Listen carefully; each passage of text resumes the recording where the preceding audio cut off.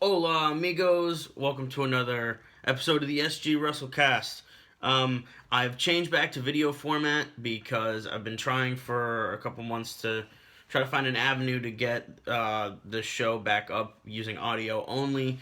But I figured just because I want to get some more stuff up on the channel and all that stuff, and heading into this, bold new era that WWE is talking about, I would change back to the video format, see how that works out, upload a couple episodes. The frequency of episodes is probably going to be about twice a month, basically pay-per-view predictions and reviews. And if I get more views and more production from that, I'll probably start doing weekly episodes. But we'll see about that. I have some other projects that I want to start to get going on my other channels. So this video is going to be a predictions video for Extreme Rules 2016. I'm really liking how the card is shaping up, and a lot of people have been saying that WWE is kind of becoming stagnant, or the other opinion I've heard is that this is truly a new era and they're really utilizing all the new talent. While I agree that they're utilizing new talent and they're trying to push in a new direction, I think it's going to take a little bit of time to expect good quality matches. Like, I'm excited for Extreme Rules because the pay-per-view, I thought Payback was way better. If you look at the turning point from WrestleMania and then Payback, I mean, Payback as sort of a transitional pay-per-view, it's not one of their big marquee pay-per-views. I thought Payback was excellent. But Extreme Rules is going to be very telling as far as the way they book, the way they book the finishes, the directions that they go with the championships. This could be either a great pay-per-view or it could be really shitty. So moving forward, let's jump right into it. Dolph Ziggler versus Baron Corbin in a no disqualification match on the kickoff show. Again, Dolph Ziggler versus Baron Corbin. Why does Baron Corbin face Dolph Ziggler and literally no one else? That'll never escape me. Hopefully they do something interesting with the no DQ stipulation just because it's Extreme Rules. Maybe they give them a little bit more time. Maybe they get some weapons involved. But Baron Corbin needs a win. So I'm going with Baron Corbin. They should book Baron Corbin to win this match. I like Dolph Ziggler, obviously. But he's buried right now. And he doesn't need a win, and it's not going to hurt him if he loses. So give Baron Corbin a win, and then have him move on to someone else. United States Championship, Kalisto versus Rusev. Kalisto's going to get murdered.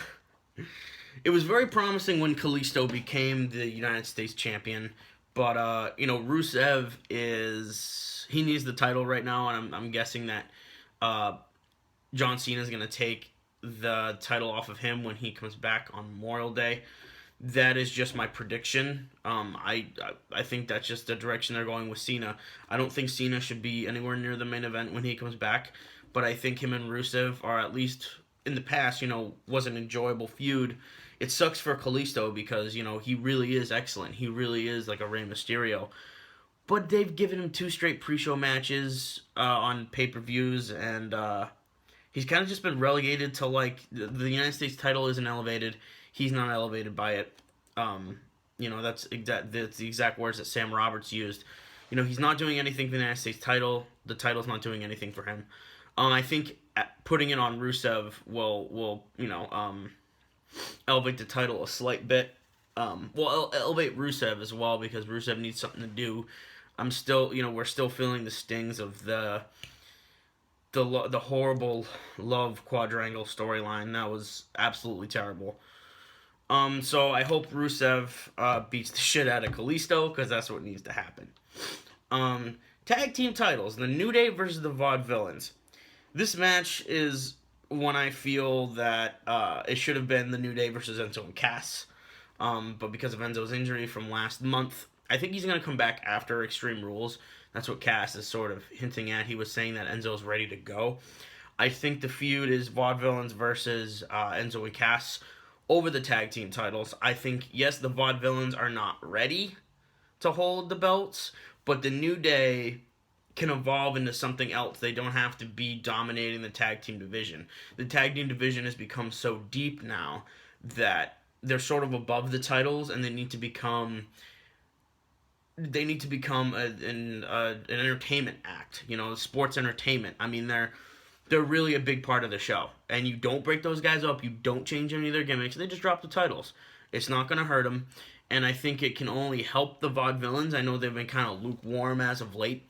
But I think the Vaudevillains versus Enzo and Cass is the rivalry you need to go forward with this tag team division. And plus with some tag teams, again, from NXT, hopefully, you know, I'm still waiting on Blake and Murphy, but it looks like they might have broken them up this week on NXT. But I mean, you know, you got the Dudleys, you got the Lucha Dragons, the Ascension is, you know, whatever. But, you know, the Golden Truth storyline with, you know, Fandango and Tyler Breeze, at least they're doing something with tag teams now, and the Usos, of course, but the Usos are kind of with Roman Reigns right now, and the Bullet Club, Gallows and Anderson. I feel like there's a bunch of different directions that this can go. So my prediction is the Vaudevillains. I really think that the Vaudevillains are going to win the titles. Yes, they're not ready, but it's for the benefit of a huge SummerSlam match with the Vaudevillains versus Enzo and Cass. That is sort of the big payoff moment with Enzo and Cass becoming champions.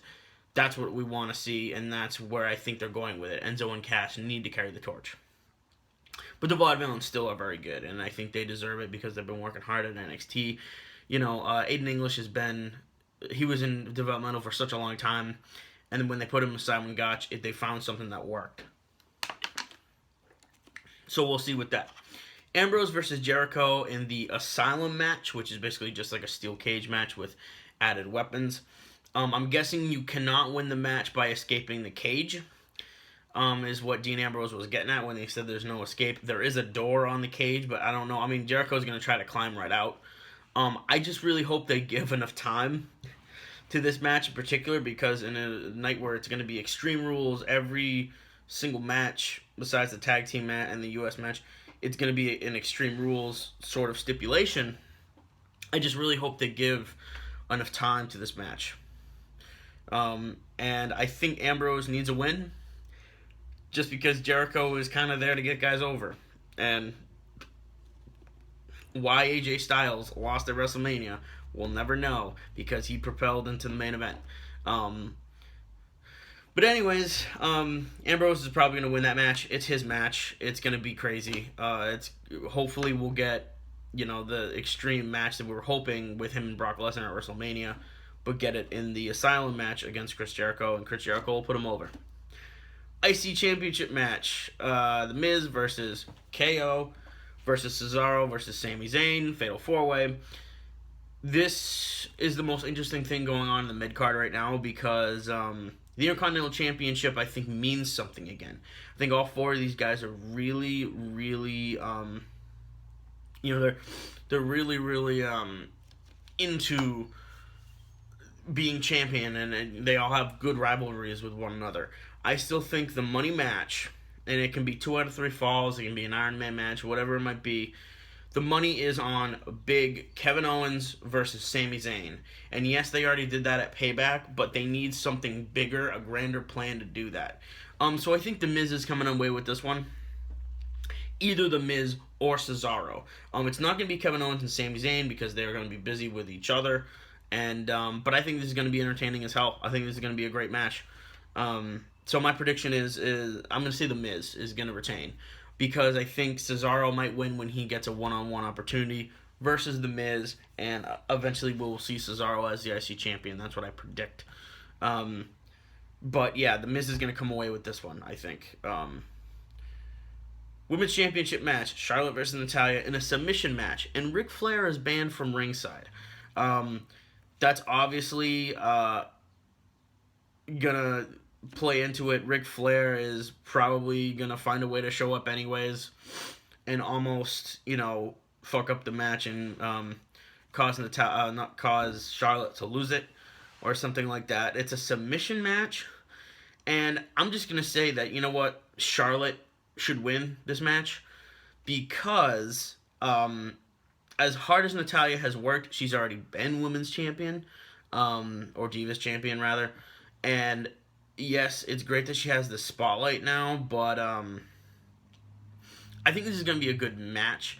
But I mean, Charlotte's not going to drop the title until she drops to Sasha Banks. That is just like I said, like I said with the Kevin Owens Sami Zayn thing. The money match is Charlotte versus Sasha Banks over that title, and then you do that, or Sasha Banks versus Bayley, but that's going to be, I think, down the road, for maybe next year's WrestleMania or something like that.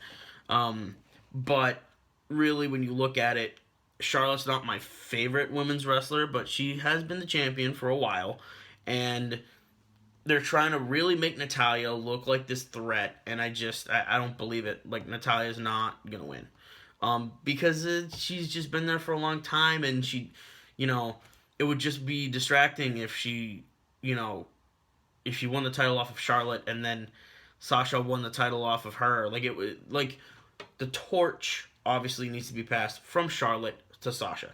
That is the thing that needs to happen.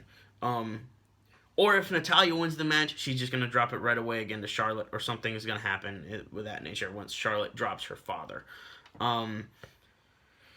But in any case, Charlotte's my pick for that match. The WWE World Heavyweight Championship match, Roman Reigns versus AJ Styles, Extreme Rules match. This is going to be pandemonium. I hope this is way better than Payback, even though Payback was fantastic.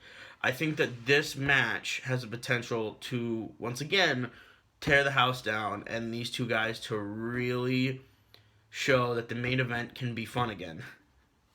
You know, because the TVs leading up to this, too, have been pretty entertaining with the club and Roman Reigns' family. I just think when they clash, it's going to be very great. And, Extreme Rules match, I hope they pull out all the stops. I hope AJ and Roman literally kill each other. And I think the crowd will be into it. Because they're going to be in New Jersey, which, I mean, sometimes New Jersey crowds are really good. Sometimes, you can really see, but they're in Newark. So I think that this match is going to be an appropriate main event. I still think that a twist might happen. We were expecting Finn Balor last month to run in or, do something of that nature. I'm hoping that still happens. But seeing as how in 3 weeks there's going to be a takeover special with Balor versus Joe in the cage, for the NXT title. I don't know when Finn Balor is going to be coming up to the main roster, but he obviously is going to have something to do with the club, or the club might turn on AJ. Something interesting might happen so they can drag this feud out. AJ Styles is fantastic, or phenomenal, rather, and he's making Roman Reigns look better, because unfortunately Roman Reigns by himself is just boring as fuck. Like, I'm still bored by Roman Reigns, even though he's kind of a tweener right now. He's not a babyface, he's not a heel. But really, he's boring. Like, I'm not entertained by Roman Reigns. I'm entertained by AJ Styles when he faces Roman Reigns. They have good chemistry. And, I really think that, this is going to be a great match. So that's my predictions for Extreme Rules. Roman Reigns is retaining. Whoops. Forgot to actually predict the main event. Roman Reigns is retaining. Because again, there's some kind of twist is going to happen where AJ is not going to be able to win the match, and Roman's going to win the match, retain the title, because he's the guy. Like, he's like John Cena. You don't bet against Roman Reigns now. You really don't. But it's okay, because eventually I think they will put the title on AJ. I really think that this feud, the way it's dragging out, yes, Roman Reigns is the guy, but they're going to give AJ Styles the title for like a month or two. I guarantee you. Because a match like maybe AJ Styles versus Seth Rollins is going to be great. And when Seth Rollins comes back, Seth Rollins versus Roman Reigns over the title would be hella entertaining. Seth Rollins versus AJ Styles would be amazing. And I think they're leading up towards something like that. So he's not going to be the guy. Reigns is the guy, unfortunately. But the fact that they're giving AJ Styles this main event spotlight, I really enjoy. So that's my predictions, guys. What do you think? Let me know.